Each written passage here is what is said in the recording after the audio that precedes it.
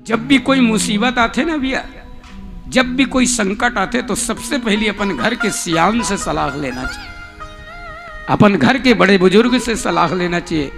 तोर घर में सियान के रूप में अगर तोर माँ है, तोर बाप है, तोर डोकरा बाबा है, डोकरी दई है, उकर मन से पूछ कि ये बाबूजी, ये माँ, ये दादा, मैं ऐसन उलझन में फंस गए हूँ, ऐसन मुसीबत में फंस गए हूँ, मोला यहाँ ले उबरे के तरीका बताओ। जी हाँ, बूढ़ा मन के सम्मान होते, जी हाँ, डोकरा मन के सम्मान होते, वहां भगवान के वास होते। महाराज दशरथ सोचिस मोर घर में लोग लेकर नहीं है, कौन रास्ता बताइए, कौन का करगी।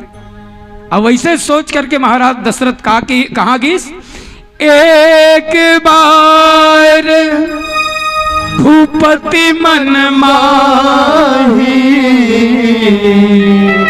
और भय गलानी।